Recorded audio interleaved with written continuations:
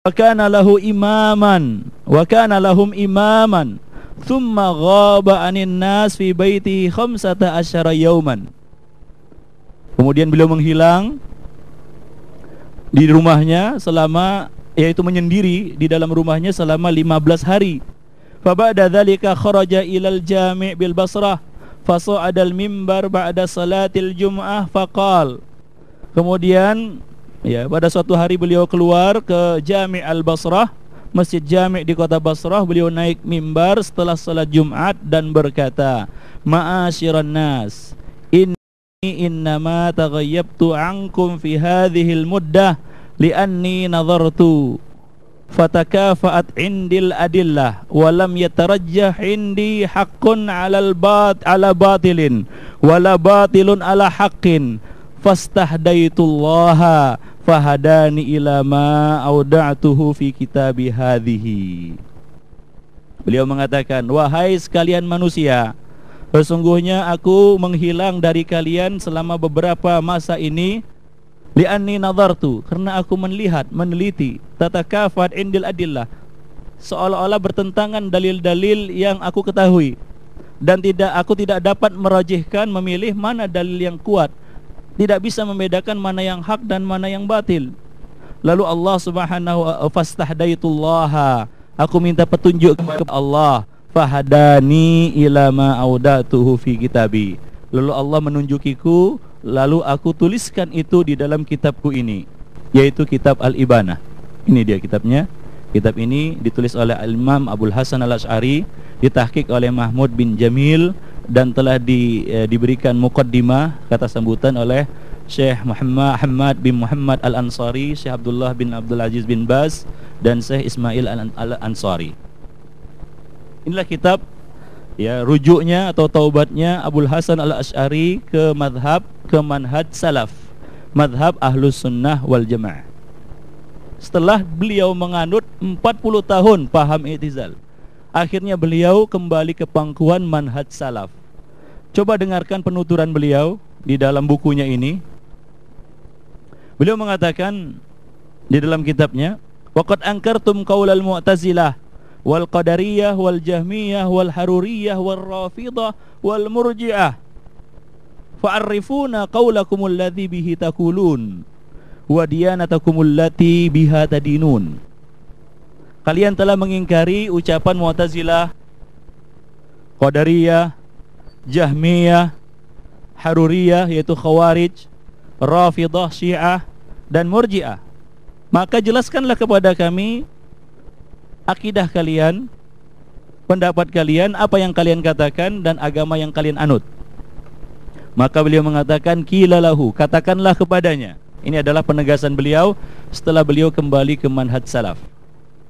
"Qauluna alladzi naqulu bihi," ucapan kami, perkataan kami, pendapat kami, madhab kami, "wa diyanatuna allati nadinu nabiha," dan agama yang kami anut adalah at-tamassuk bi kitabi rabbina azza wa jalla wa sunnati nabiyyina alaihi salatu wassalam, yaitu berpegang teguh dengan kitab rabbina, dengan Al-Quran, wa sunnati nabiyyina, dan sunnah Rasulullah sallallahu alaihi wasallam. Apakah titik? Tidak. Beliau melanjutkan, "wa maruya anis sahabati wat tabi'ina wa a'immatil hadis," dan apa-apa yang diriwayatkan dari para sahabat, tabi'in, dan para imam-imam ahlul hadis. "Wa nahnu bidzalika mu'tasimun," itulah yang kami pegang.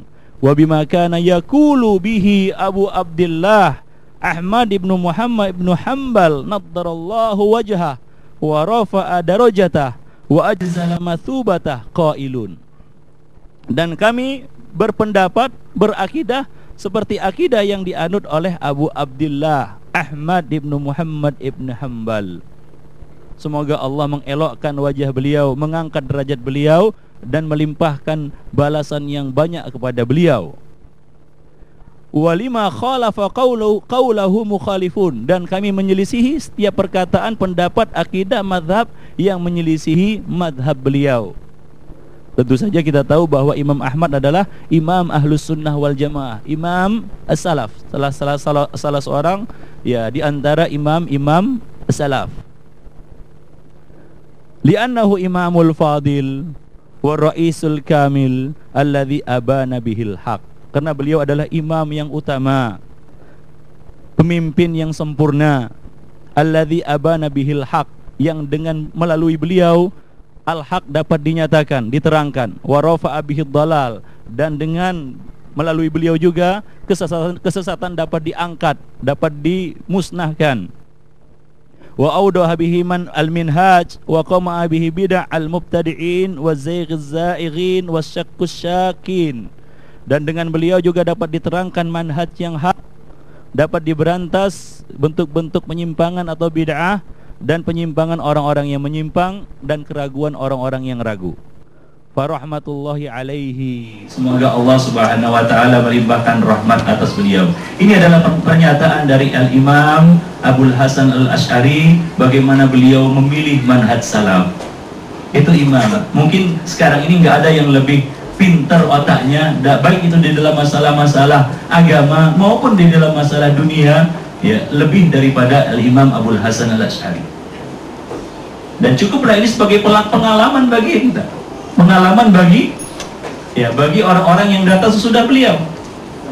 Ya, beliau memilih manhaj salaf ini setelah 40 tahun menganut paham Mu'tazilah. Bukan suatu, kalau kita katakan masa yang singkat, 40 tahun. Bahkan beliau sudah menjadi imam bagi kaum Mu'tazilah.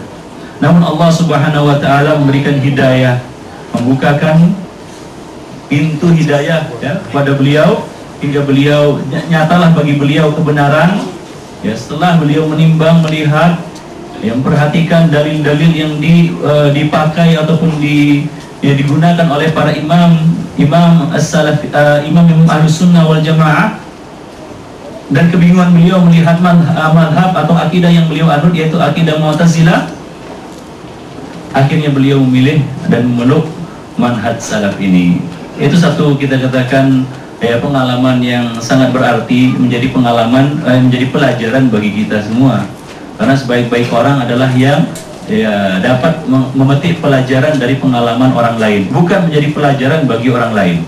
Sebagaimana dikatakan oleh Abdullah bin Mas'ud, sebaik-baik manusia, seberuntung-beruntung manusia adalah yang dapat memetik pelajaran dari pengalaman orang lain. Cukuplah Abul Hasan Al-Asy'ari sebagai pengalaman bagi kita, bagaimana beliau memilih manhaj salaf ini.